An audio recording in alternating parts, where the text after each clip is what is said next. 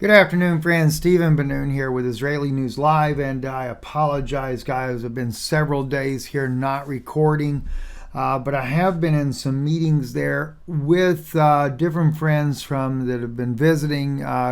We've been sharing information back and forth, putting things together, and some of this information I'm going to be sharing with you is going to be a bombshell, of course, without a doubt.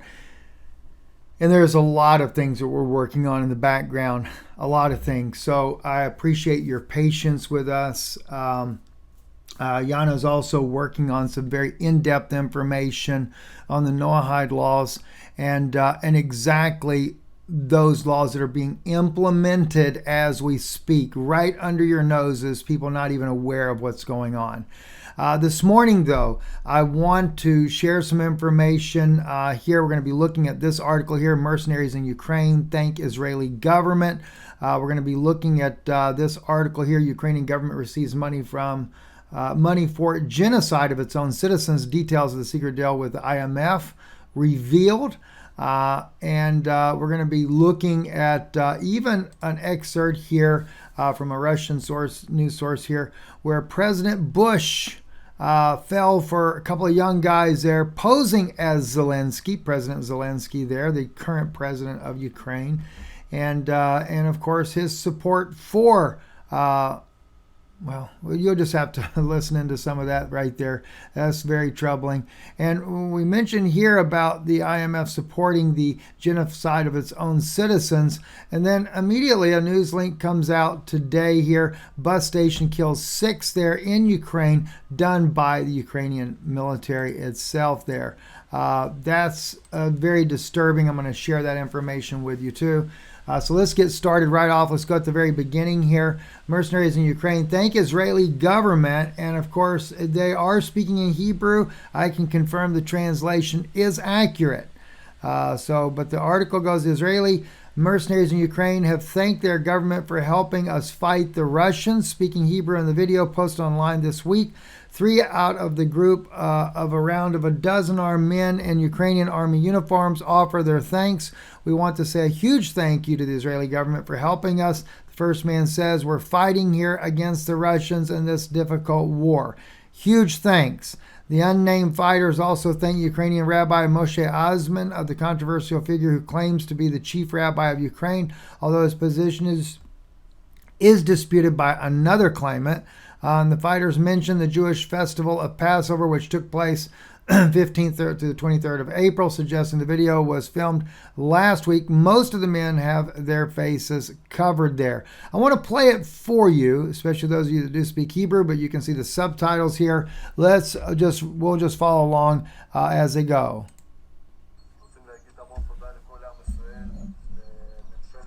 Just give me 1 second here. Could be the audio on my own computer. No, it's fully up as well.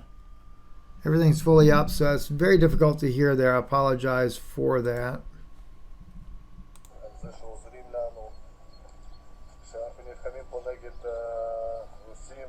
Fighting here against the Russians. This is a difficult war. Huge thanks to the main synagogue of Kiev.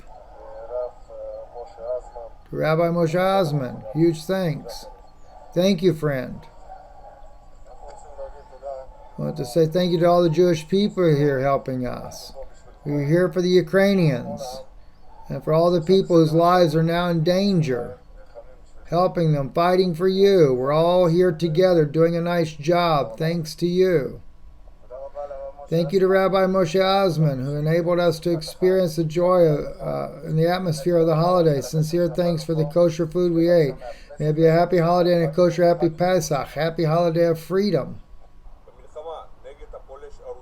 In the war against the Russians, we want to express our support for the Jewish people who are under harsh terrorist attacks. When Russia started the war against Ukraine, you stood by our side, so it is our obligation. We stand by your side in these difficult moments. We wish to send condolences to the families of the murdered.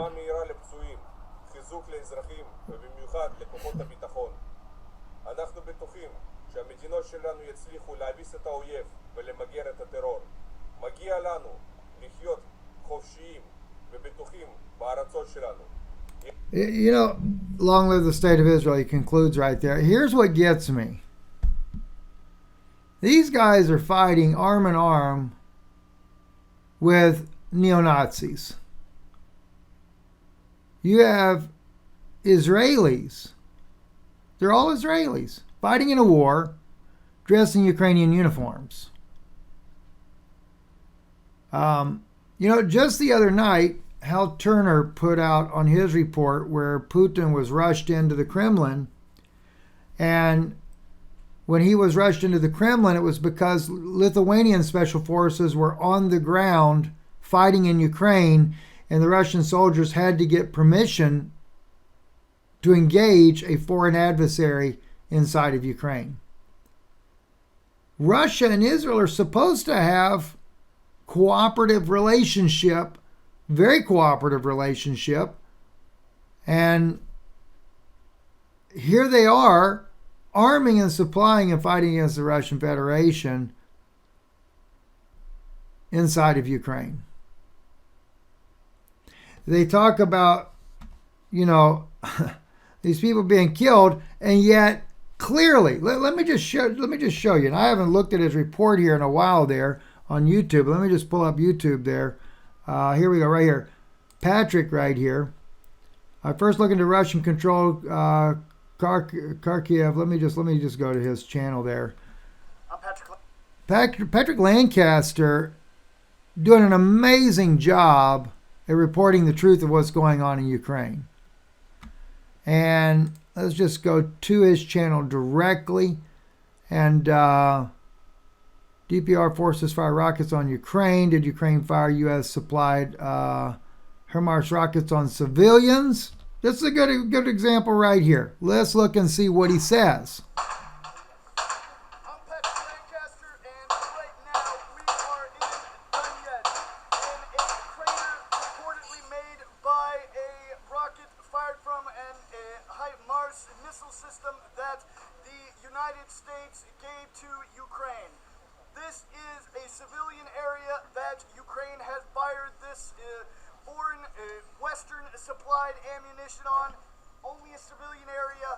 We see the civilians here. We see the civilians that have been injured by this. They say, they know themselves that this was given to Ukraine by the United States and other Western countries that keep supplying Ukraine with ammunition to be used on civilians. Now notice what Patrick says. The U.S. is supplying weapons for the Ukrainians to be used against civilians. I'm going to tell you something. This man's life is in jeopardy right now. It has been confirmed to me that his life is in jeopardy because he is telling the truth. And there are those that know he's telling the truth. Now he's going to interview those people. Let's see what they say. I haven't even listened to this yet. Shrapnel is what they've got. He's got in his hand. It's made of aluminum, probably not just aluminum, but more of a high quality material.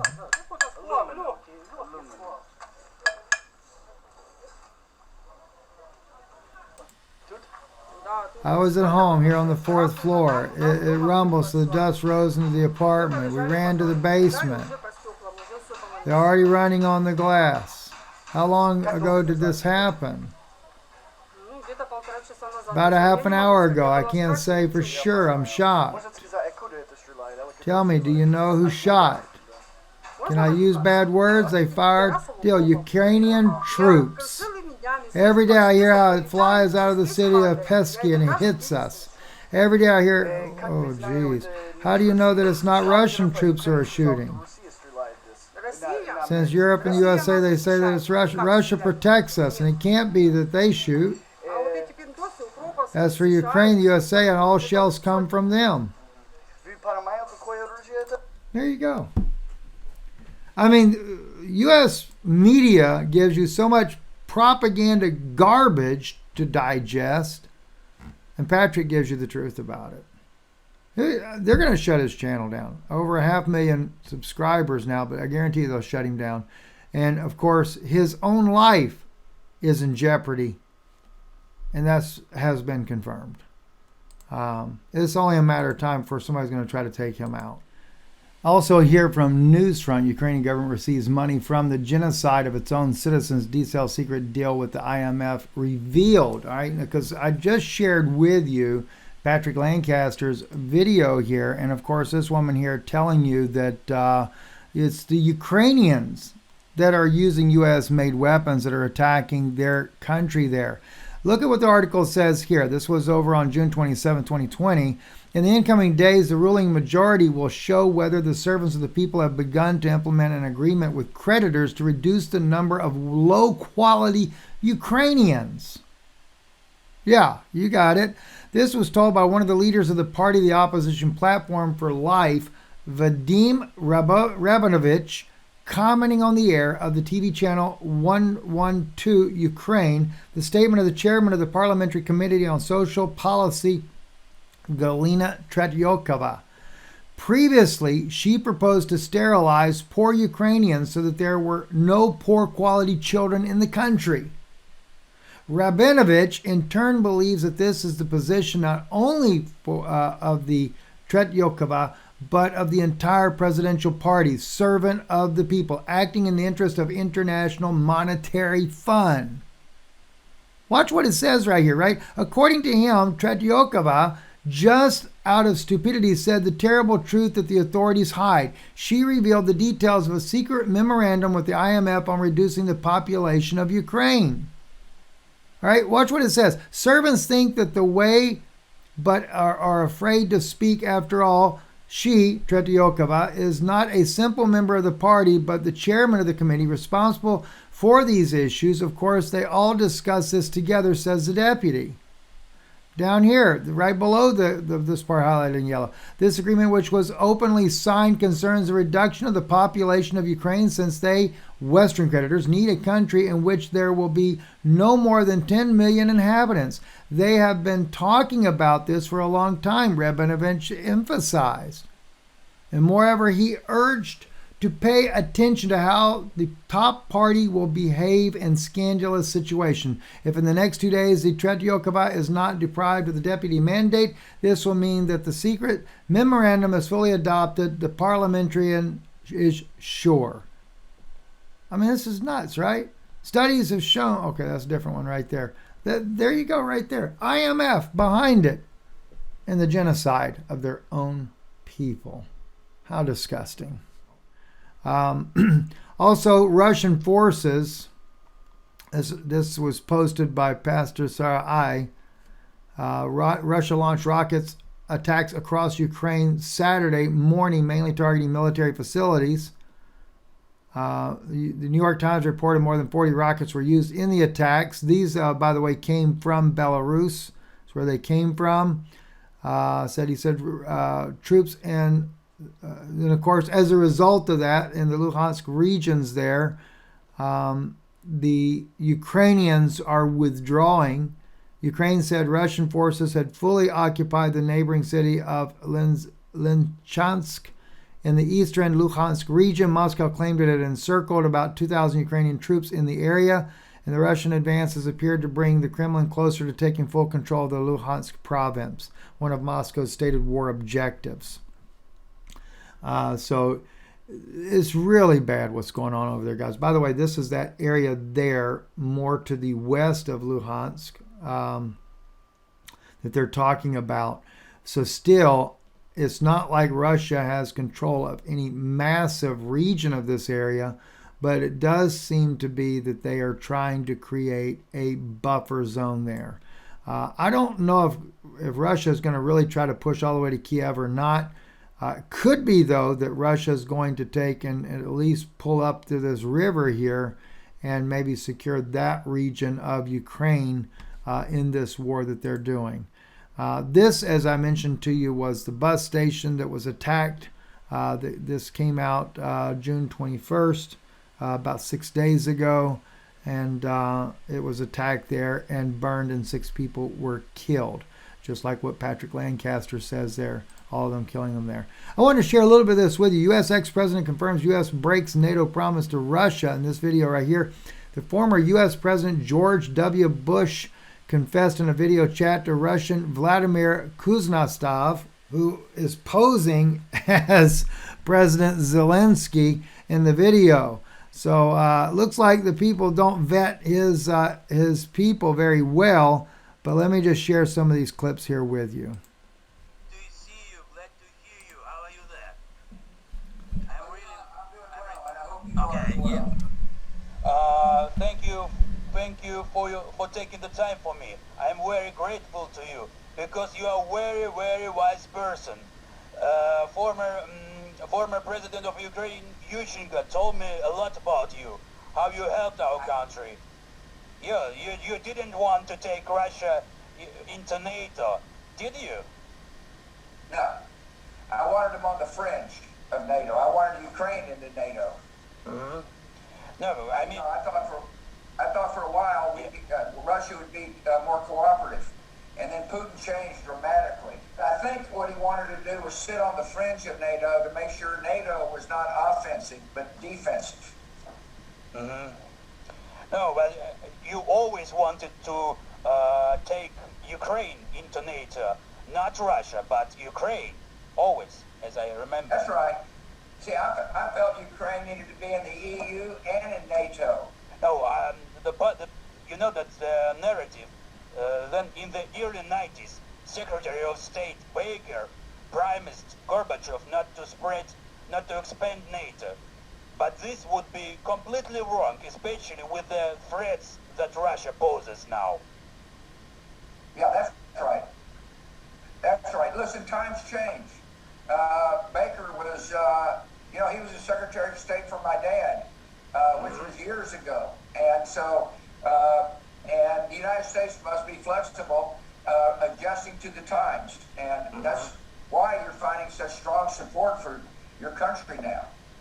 No, I mean, it doesn't matter what Baker really promised Gorbachev in past. We have to see what is going on now. That's right. Let's look at a couple other ones here. You know, in fact, now it's a war not only of Ukraine. It's a war of West world against Russians. Yeah. Of course, Russia was offended that NATO began to expand. That's a problem for them. That's why they started. I'm talking about determination of TPR and LPR at regions of occupied regions by Russia on east side. So Putin tries to show that it's the same example like with Kosovo. You remember then in 2007 you recognized Kosovo as an independent country, and he used the same methodic. Right. Yeah, I don't know. I mean, I think if you prevail, or when you prevail, a lot of these other issues go off the table. Mm-hmm. Your mission is to destroy as many Russian troops as you can, and the question is, will you continue to receive the help you need? And I certainly hope so. It's very important for the United States to continue in the lead of providing you the support you need. You've got good, it seems to me, you've got good communications with the administration. Mm-hmm. You know, your Secretary of Defense and people like that are continually informing our military of what's needed. And our military is very supportive of what you're doing, President. Mm-hmm. Oh, you support us with javelins and many other missiles, so it's great. But last time the US has sent us Angelina Jolie. It's a kind of joke. Yeah. By the way, if you'll notice, they're showing you where they're passing the president Mr. President notes. I think that I don't know how to turn Russians against Putin. I know that you have many NGOs. Many NGOs have done a great job to arrange orange revolutions in both Soviet countries for so many years. So they helped a lot. So how we can work in Russia now to make people to start understand things, how to change the system inside Russia with NGOs. Yeah, yeah, I agree with you. The information war is very important, and we've got experts on our staff, and obviously they're having to wire around Russian blackouts.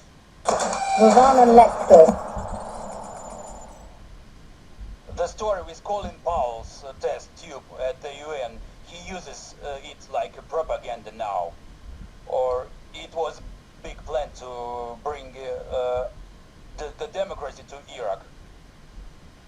Yeah. Well, I don't know. I mean, you're living in the past too much, brother. Because I love history. Because I love to get good advice, not to make mistakes in present.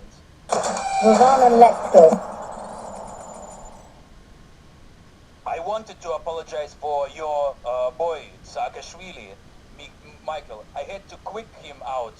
I got tired of him. He was my advisor in Ukraine. He was constantly using drugs in our administration and wanted a lot of money. Yeah, I know. Look,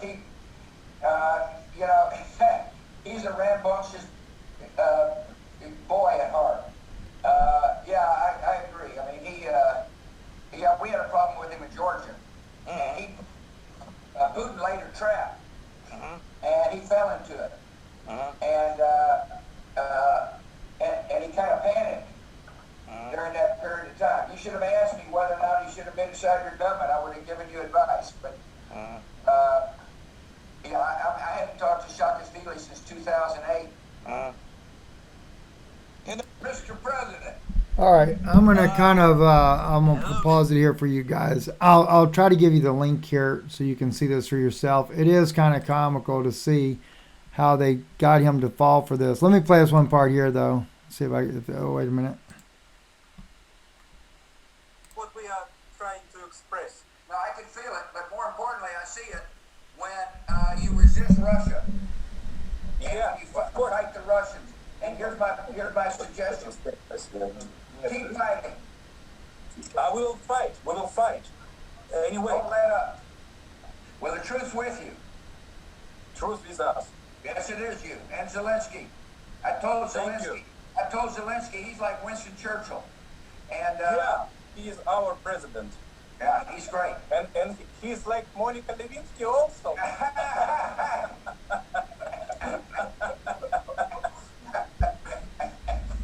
All right, boys. Great talking to you. God bless Okay, you. we will put you on President Zelensky again, okay? Okay, yeah, thank you. Thank you very much. Good talking to you guys. Thank you. Slava России. It's so interesting. Like I said, you can't help but wonder who vets these calls there for these former presidents, but they sure got Bush on that one. Listen, I'm Stephen Ben-Nun. You're watching Israeli News Live. Thank you for your support for the broadcast here, our website. Also, let's see here, Honest Intel East. By the way, this video here, Honest Intel East Prophetic Discovery, that's a very important video. You're going to definitely want to see that. I think it's been viewed over 70,000 times. And then also this article right here, I won't even just say it. I'll just post it there for you to see that Yana Roche is going to be writing part 2 this week here. For this, you're going to definitely want to read this article here. I'm Stephen Ben-Nun. You're watching Israeli News Live. Thank you for your kindness of this broadcast.